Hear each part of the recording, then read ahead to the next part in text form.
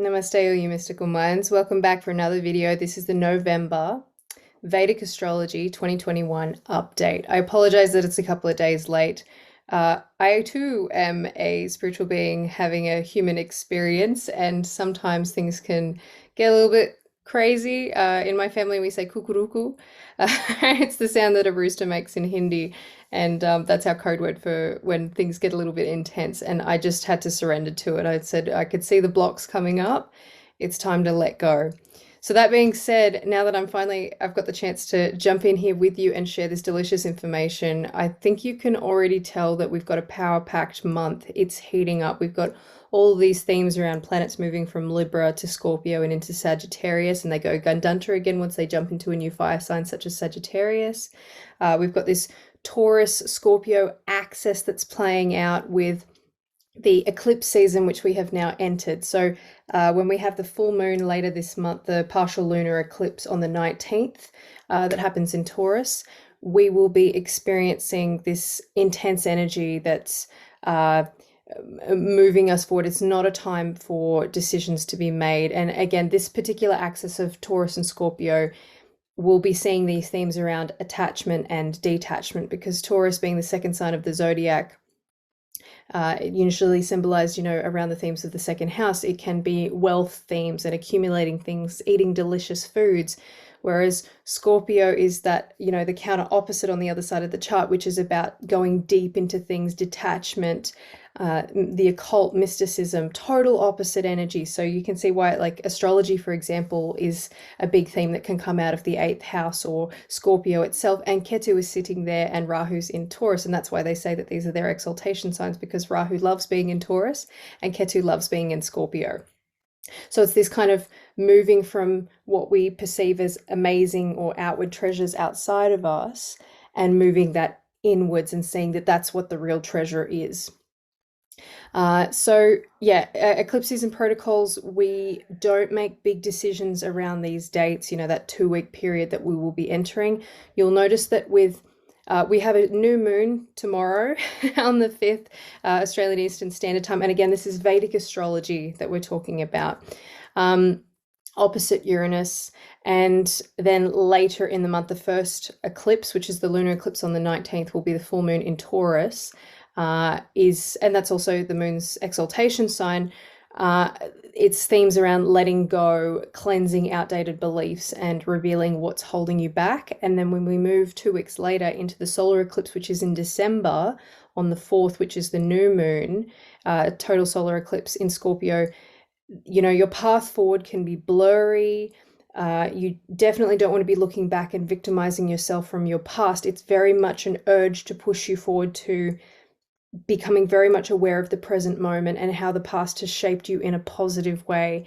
And it opens this portal for you to have these incredible transformative quantum experiences where you will be able to go beyond your limited beliefs if you stay in the present moment. So again, seeds that we plant at the new moon are birthed at the full moon, but this time we've got the lunar eclipse first, which is the full moon. So we'll be experiencing what we have seeded on the 5th, which is the new moon tomorrow, and then we'll be moving into a new cycle with the solar eclipse after that. So I'll be very interested to see what will happen by the full moon come December.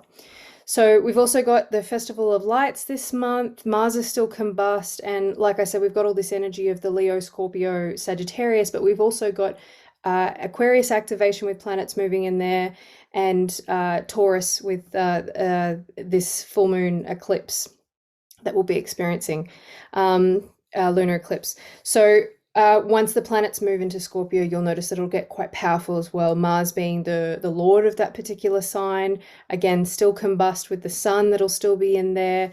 Ketu is in there, so you'll see a lot of detachment themes that are happening. The government, as the sun is represented as, our egos is also represented by the sun. Our health is represented by the sun. So many different things can happen. And in so many different places this month where Uranus is aspecting, it's about sudden, unexpected things that can be happening. It could be relating to, any of the planets that it's aspecting, but I really do feel that it could be travel related, news coming out that has been hidden. It's a big doozy this month. So let's jump in.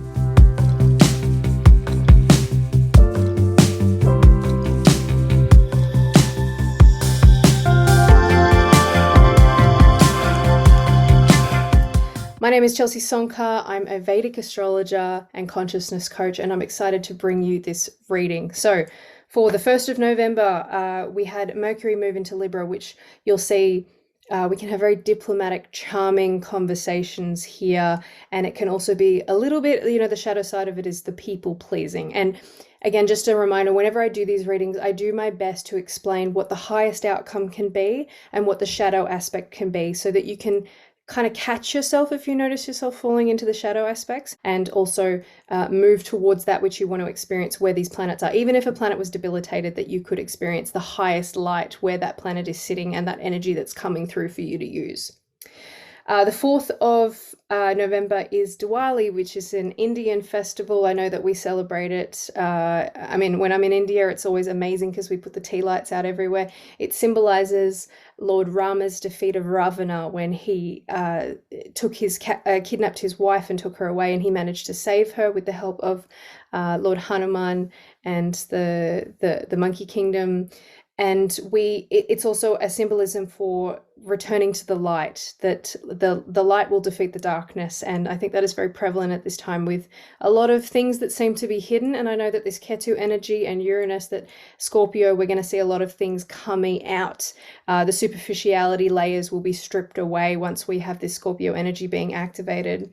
So the new moon is on the 5th. This is in Libra in Swati Nakshatra, which is symbolized by a blade of grass, and that we can kind of sway in different directions to potentially get what it is that we want. We may appear to be going with the crowd, but if it meets your intentions, that's what the hidden themes are behind that particular nakshatra. I'll go into that more in the new moon video that I'll be posting in the next 24 hours also. So this energy, when we break it down, it's about desiring to break out independence and freedom.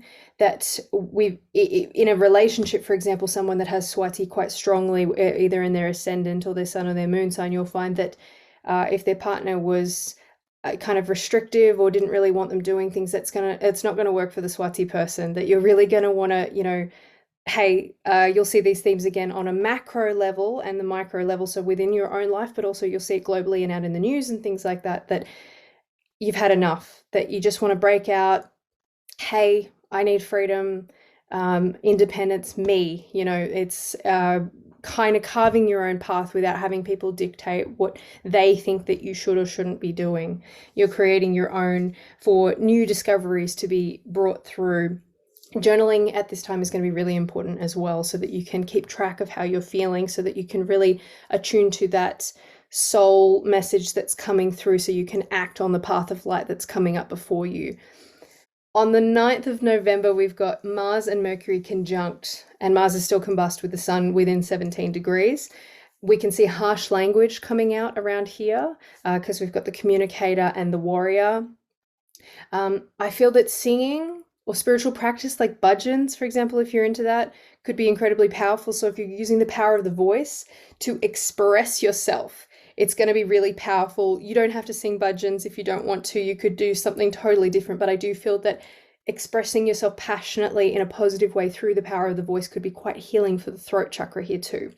On the 13th of November, Venus moves into Purva Ashada from Mula Nakshatra. This is all about letting go of material possessions, which is super relevant with this axis of Taurus and Scorpio that we've been talking about, where attachment versus detachment that we're moving into, so that we can better know the divine. It will be in Sagittarius all month, and it's like this pleasure of and love of knowledge that comes through, the creativity that comes from devoting yourself to higher readings or texts or learnings, things like that, that wanting to further understand. Could potentially be looking for a guru for pleasure at this time, because learning something gives you that really high feeling, and attachment to knowledge, natural devotion to something that is through the power of wisdom. On 16th of November, the sun moves into Scorpio, so here we see more of these planets stepping into the Scorpio energy. It's an opportunity to deepen our sense of self and our inner power, because the sun is power, but it's that inner self when we talk about Scorpio, wanting to research or attain secret knowledge, underground information, exploring your own personality at the depth. So you'll see themes of kind of, again, we talk about with the eclipse season coming up and outdated beliefs rising to the surface. We're kind of moving in this direction on this train where we are reevaluating. And definitely for this month, I saw that one of the big themes is clearing. We have to clear so that we can create something new. This is the clearing month. Looking behind the curtain of the Wizard of Oz so that you can really see what's going on. You want to know. That's what happens when Sun is in Scorpio. Very passionate energy here. On the 19th of November, we have the partial full moon lunar eclipse. It's incredibly powerful because it's sitting with Rahu. Exalted in Taurus is the moon. In Kritika Nakshatra, this is the cutting one. Shadow surfaces, releasing old beliefs, desires, discipline over our desires are themes that arise here. That the power to burn or cut things away. Again, like I said, this clearing, cleansing energy, it's the purification of the mind. So you'll start to see, reevaluation of how you're feeling within your own head. It's quite a very spiritual, divine nakshatra where we can really cleanse things, but it can also be quite harsh, but if you're internalizing it, be careful that you're not pushing yourself too hard in that energy, but at the same time it can be incredibly healing where we just go, well, that belief's not helpful anymore, let's cut that away, let's burn that up. So maybe writing things on paper that no longer serve you and burning them could be incredibly helpful for you here. Watch your communication, watch world leaders, people losing their heads here. It's all one big karmic reaction. Every action has a reaction, whether it's positive or negative, and you'll see it happening on the macro scale globally, and you'll see it happening on the micro scale. So even if you had like a monthly astro journal where you're taking stock of the things that happen after I share these updates, or wherever you're receiving this information from other healers or mystics in the path of sharing information, that you can kind of keep stock of what's happening so you can really see that, oh my goodness. And when we talk about Vedic astrology, it's the true placement of the stars. So Western astrology follows the seasonal changes. So you'll notice that if you're born at a certain time of the year, that will always be that particular sign, sun sign, etc., etc. And there's more of a focus on the sun sign. Whereas Vedic astrology, we follow the moving constellation. So every 72 years, it moves 1 degree. And at the moment, we're about, I believe it's 23 degrees apart. So you'll find that we're nearly a whole sign behind Western astrology in regards to, say, for example, myself, I'm born in June. Western, I'll be a sun in Gemini, but in Vedic, I will be a sun in Taurus because that's where the nakshatra was at the time I was born. Just a little bit of information on astrology so that you can really utilize this to your benefit. Now, moving to the later side of the month, 20th of November, Jupiter re-enters Aquarius. On the same day, Mercury moves into Scorpio. So for Jupiter, it's relieved from its debilitation. Finally, we start moving forward. It's a sign that's still ruled by Saturn, which means delays. However, it's more about uplifting society. You'll see more expansion and growth in network circles. Focus on financial stability because it's symbolized by the House of Gains. What we should be progressing towards using scientific thinking for evolution. And organizing of people. Be aware of having a rebellious nature here, or that's not proactive. Those are the symbols for the shadow side that can happen here. And for Mercury into Scorpio, I feel it's this phoenix rebirth energy. These secrets of life, similar to the sun. It's more about the wanting to get to the depths of understanding secret information. Mercury wants to communicate that. You don't want to have superficial conversations when Mercury is in Scorpio. You really want to dive deep. I can imagine, I've got themes like this in my own chart, but when you're having a conversation with someone, if they're just kind of, really out of alignment, you don't really want to stay there and continue this conversation, but you kind of want to get to the depths and discuss things like, what do you think about this? And how do you feel about that? And really communicate with that person's soul on a deep level and get into the esoteric themes, essentially. And I'm sure that if you're watching this, you probably feel the same because, Vedic astrology, esoteric, there we go. It's very much 8th house stuff, and Scorpio. So possession of secret information, digging deep, bringing things to the surface so that you can communicate them. On the 23rd of November, we've got the Sun and Ketu conjunct in Scorpio. Now, the Sun represents the father, health, governments, the ego, the soul. And Ketu represents detachment, spirituality. So when you put these two together, we get detachment of government themes, detachment of the ego, detachment of physicality, detachment of the soul. It can be a very challenging time, but it's about, realizing, losing yourself and feeling disconnected so that you can have big lessons come through. Because if you're attached to your identity, you might be missing where you're meant to be going on your path, and it's very necessary. It can be intense when you bring Ketu into the mix here, but it can be an introverted energy. It's self-conscious. You lose your confidence in this particular place, but it's initially turning you towards spirituality and awakening you to the light, and that you are a spiritual being having a human experience. And this, my friend Andreas says this meat suit is not real. That we realize that when Sun and Ketu are conjunct, especially in Scorpio. On the 25th of November, Mercury is conjunct Ketu in Scorpio. So it's this indecisiveness. You kind of lose your ability to make decisions. You lack clarity in your communication between people. Misunderstandings can happen here, but it's really important that you listen to your gut and intuitive feelings when this is happening. I feel that it's less about talking and more about feeling. Themes around the truth, journalism, I feel could be coming out as well. Separation and detachment from governments, for example.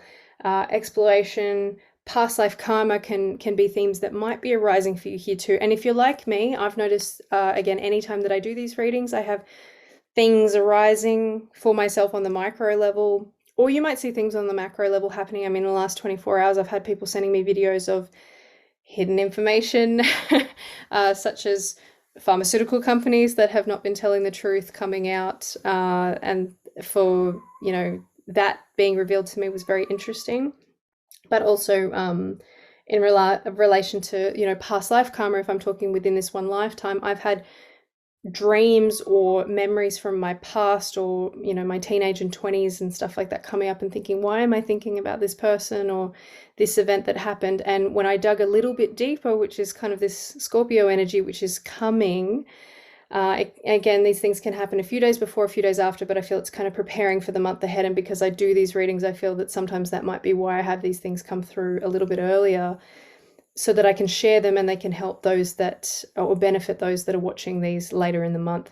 For myself, as I was saying, that when I dug a little bit deeper, I noticed that there were unhelpful beliefs that I'm still somewhat holding, or there's a level of that unhelpful belief that, when you feel like you're chipping away at it, and then you open up another onion layer and you're a little bit more clear on it, but you've still got some work to do. That's what was happening for me, is that I've got some outdated beliefs that really need to be cleared here, and communication for myself so that I can work with. On December the 4th, now this is jumping into the next month, but I feel that it really ties in with this eclipse energy, is the total solar eclipse new moon in Scorpio in Jeshta Nakshatra. So it's a debilitated moon. This is the opposite sign for the Sun, where it's debilitated, with Ketu, Mercury, and the Sun. Mars enters Scorpio a day later, so it's still very close. It's where I believe the scorpion's tail. So this is where the sting can happen. If someone has oppressed you, you can sting. And I was imagining the other day this energy where you are being kept in a certain space, and you can see those that have done that. And you think about the scorpion, that you've been put in a cage, or you've been teased or tested on, and all these different things. And as soon as you're let loose, it's like, psst, exactly that vindictive nature that the scorpion has, that it's just like, I'm going to sting you. This is the kind of energy that can come out then. And we talk about this Uranus, aspects that are happening, that you'll see when in the new moon video that I'm talking about, that'll be coming through, where you can see it looking at these planets where sudden unexpected things can happen. And with Mars moving in a day later, we want to have a present focus, a positive focus on what we've come from, as I explained before, with this solar eclipse, so that we can really use the energy as opposed to that stinging sort of scorpion. How can we use the passion energy, the depth of the intensity, the information for transformation? Because it is a transformative opportunity, instead of falling into the shadow side where you can really miss this powerful moment. It can be aggressive, it can be turbulent, deep emotions, but in these times where these big emotions are coming up to the surface for healing, and there's a lot of overthinking, you feel like you can't trust, warfare mindset, dictator sort of energy, a falling from grace, is what I've got written down here. We really want to be aware of, why is this coming up? What can I use this information for? How can I heal with this? And I believe that the healing heart energy, so that we can purify and cleanse ourselves, should be the focus for this month. Or if you feel to tune into these themes and notice for yourself on the micro level and the macro level, because the macro level, the global level, would just be giving you hints and tips into what's happening. The micro level will be how it will be affecting you personally within your own realm, world and community. And when we talk about, like I said, this meat suit before, that this is just, it's a simulated reality, but it's very, very real, because we're in the 3D physical stuff. I could pick up this pen and drop it on the floor. You can hear that banging noise. That we are being awoken with these themes, with this eclipse season that's coming through. It's not a time for decision making. Go into your spiritual practice. Use the lighter side of these signs, like where we move through the Libra, the Scorpio, Sagittarius, also Jupiter moving into Aquarius, and the Taurus energies, these fire energies, these fire planets, fire nakshatras, a lot of Rahu energy, and then even that aspect from Uranus. That there's a lot going on this month. Be kind to yourself if you notice that you're feeling overwhelmed. Take a step back, do something healing, have an idea of what you want to do for supporting your soul and yourself physically this month. Healing the body, I feel, is another big theme too. So if you're interested in knowing more about things that you can do for your physical body to boost your immune system and, just let go of some of the stress, because this is going to be an intense month. That Scorpio energy is intensity. Write a message in the comments. You can send me a DM, through my email, shrima at .8lemsliving@gmail.com, or you can head to my website and send a message through there. And I can send some information that you can use to start healing the body at the same time, or point you in the right direction there too. Lots of love and blessings to you for this month. Again, like I said, it's an intense one. Stay safe. Focus on the light and where you want to be moving. And lots of blessings to you. Until the next video, lots of love. Namaste.